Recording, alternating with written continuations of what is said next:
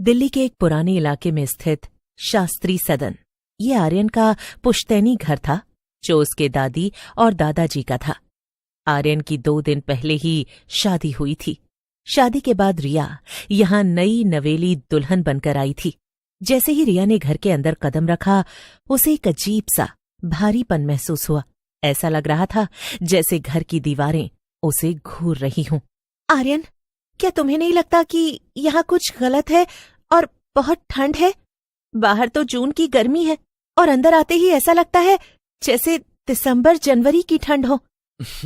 अरे रिया, ये पुराना घर है, छतें ऊंची हैं और दीवारें मोटी, इसीलिए यहाँ ठंडक रहती है।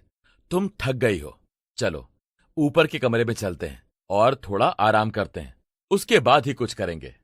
हाँ, हो सकता है। मैं थक गई हूँ शायद, इसलिए मुझे ऐसा लग रहा है।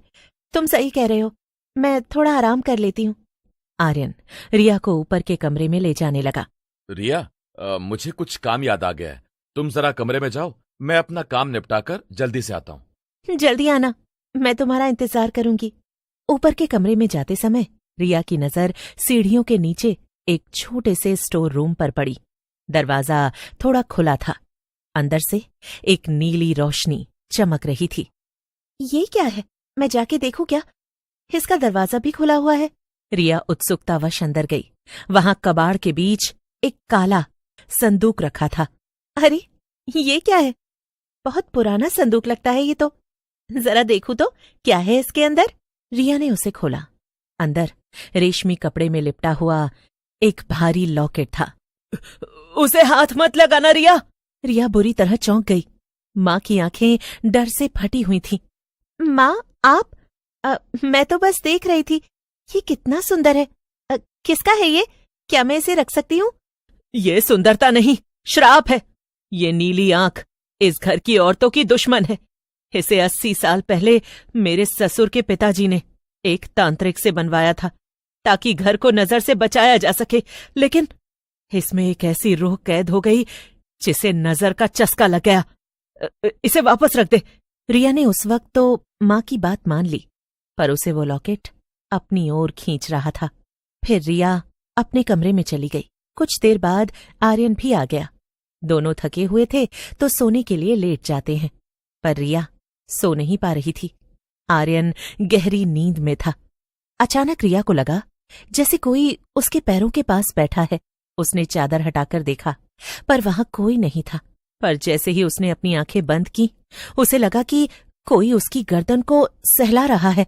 उसने झटके से आंखें खोली। वो एक औरत थी जिसका चेहरा घूंघट से ढका था। आर्यन, आर्यन उठो, कोई है यहाँ? आर्यन! जैसे ही आर्यन उठा, क्या हुआ रिया? तुम पसीने से तरबतर क्यों हो? कोई भी तो नहीं है यहाँ? वहाँ आईने में कोई था। आर्यन, मुझे डर लग रहा है, वो मुझे घूर रही थी। तुम जरूर थक गई हो, इसीलिए तुम्हें वहम हो रहा है। शादी की भाग दौड़, रीति रिवाज, रस्मों में नींद भी पूरी नहीं हो पाती, इसीलिए कई बार हमारा दिमाग थके होने की वजह से कुछ चीजें उत्पन्न करने लगता है। तुम्हें लगता है मैं हेलुसिनेशन कर रही हूँ? मैं पागल नहीं हूँ। उठो और देखो, कोई है यहाँ। कोई अभी मेरी गर्दन सहला रहा था। मेरे पैरों के पास बैठा हुआ भी मैंने किसी को महसूस किया। हाँ, कोई तो है यहाँ। रिया की गलतफहमी को दूर करने के लिए आर्यन ने लाइट जलाई और पूरे कमरे की तलाशी ली, पर वहां वाकई कोई नहीं था। देख लिया, हुई तसल्ली। अब सो जाओ और मुझे भी सोने दो, थक गया हूं मैं भी। ये कहकर आर्यन वापस लेट जाता है और सो जाता है। पर जब रिया की नजर फर्श पर पड़ी तो उसके रोंगटे खड़े हो गए। फर्श पर ताजे खून के 2 निशान थे। अगले दिन मुंह दिखाई की रस्म थी। रिया को तैयार किया जा रहा था। यार रिया, तेरी स्किन तो बहुत ग्लो कर रही है, नजर ना लग जाए किसी की। तभी रिया की नजर अपनी गर्दन पर पड़ी। उसने अनजाने में ही वही नीली आंख वाला लॉकेट पहन लिया था। उसे याद ही नहीं था कि उसने उसे कब और कैसे निकाला। निशा, क्या मैंने ये लॉकेट पहना था? पता नहीं, शायद तूने सुबह पहना होगा। अचानक रिया के चेहरे पर जलन होने लगी और वो जोर जोर से चिल्लाने लगी। मेरा चेहरा जल रहा है, बचाओ! घर की सारी लाइटें एक साथ फ्यूज हो गईं। मैंने मना किया था ना, छाया आ गई है, वो तेरी खूबसूरती को खा रही है। रात को सुमित्रा ने आर्यन और रिया को अपने कमरे में बुलाया। घर के चारों तरफ उन्होंने नमक की एक लकीर खींच दी थी। ये सब क्या है माँ? मुझे कुछ समझ नहीं आ रहा। बेटा, अब छुपाने का कोई फायदा नहीं, मैं बताती हूँ सब कुछ तुम्हें। 80 साल पहले इस घर की एक बहू थी, छाया। वो बहुत सुंदर थी, लेकिन उसकी जेठानी को उससे बहुत जलन थी। उसने एक तांत्रिक के साथ मिलकर छाया पर नजर का जादू करवाया। छाया की खूबसूरती धीरे धीरे सड़ने लगी, उसके बाल गिरने लगे, उसकी आंखें बाहर निकल आईं। उसने इसी घर की छत से कूदकर जान दे दी। मरते समय उसने श्राप दिया था कि इस घर में आने वाली हर सुंदर दुल्हन की आंखें वो छीन लेगी। रिया का चेहरा बिल्कुल सफेद पड़ चुका था। वो बिना पलक झपकाए दीवार के कोने को देख रही थी।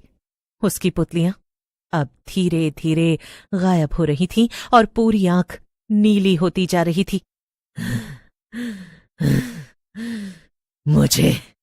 मुझे भूख लगी है, मुझे रोशनी चाहिए। आर्यन रिया को लेकर अपने कमरे में गया और दरवाजा अंदर से बंद कर दिया। उसे लगा कि शायद नींद और आराम से सब ठीक हो जाएगा। आधी रात को आर्यन की नींद एक अजीब सी आवाज से खुली। उसने देखा कि रिया बिस्तर पर नहीं थी, वो कमरे के अंधेरे कोने में फर्श पर बैठी थी। अब वो रिया नहीं, बल्कि छाया के कब्जे में थी। इसकी आंखें फीकी थी आर्यन, तुम्हारी आंखें बहुत तेज हैं, मुझे वो दे दो। अचानक जोर से हंसते हुए रिया हवा में तैरने लगी। कमरे का तापमान जमा देने वाली ठंड तक पहुंच गया। देख देख, मेरी आंखों में देख, क्या मैं सुंदर नहीं हूं? तभी कमरे का दरवाजा जोर से टूटा। सुमित्रा और निशा अंदर आए। मां के हाथ में एक पुराना पीतल का कलश था, जिसमें पवित्र अग्नि जल रही थी। आर्यन, इसके गले से वो लॉकेट खींचो, वही उसका रास्ता है। आर्यन ने अपनी पूरी ताकत लगाई और रिया के गले की तरफ झपटा। मां, मंत्र पढ़िए जल्दी। निशा ने तांत्रिक विद्या वाली कुछ भस्म हवा में फेंकी। जैसे ही वो भस्म रिया के शरीर पर पड़ी, छाया जोर से चीखी। उसका असली चेहरा एक सड़ी हुई लाश जैसा रिया के शरीर से बाहर निकलने लगा। आर्यन ने हिम्मत नहीं हारी। उसने जमीन पर पड़ा एक कांच का टुकड़ा उठाया और उसे सीधे ईविल आई लॉकेट के बीचों बीच मार दिया। लॉकेट से एक चीख निकली जो इंसानी नहीं थी। धुआं छटने के बाद रिया फर्श पर बेहोश पड़ी थी। वो लॉकेट अब जलकर राख हो चुका था, साया गायब हो चुका था। अगले कुछ दिन रिया अस्पताल में रही। वो धीरे धीरे ठीक हो रही थी। आर्यन ने वो घर बेच दिया और वो एक नए शहर के एक आधुनिक अपार्टमेंट में शिफ्ट हो गए। उन्हें लगा कि सब कुछ खत्म हो गया है। फिर 1 महीने बाद रिया पूरी तरह स्वस्थ होकर अपने नए घर के किचन में चाय बना रही थी। तभी उसकी नजर डाइनिंग टेबल के शीशे पर पड़ी। शीशे में रिया की परछाई चाय नहीं बना रही थी। वो आईने के अंदर से आर्यन को देख रही थी। रिया की अपनी आंखें सामान्य थीं, पर उसकी परछाई की आंखें वही खौफनाक नीली ईविल आई थी। रिया मुड़ी और आर्यन की तरफ देखा। क्या हुआ आर्यन, तुम मुझे ऐसे क्यों देख रहे हो? क्या मेरी आंखों में कुछ चला गया है? नहीं, कुछ नहीं। उसने महसूस किया कि नजर कभी खत्म नहीं होती, वो बस अपना ठिकाना बदल लेती है। घर बदल गया था, शहर बदल गया था, पर वो बुरी नजर अब रिया के अंदर घर कर चुकी थी।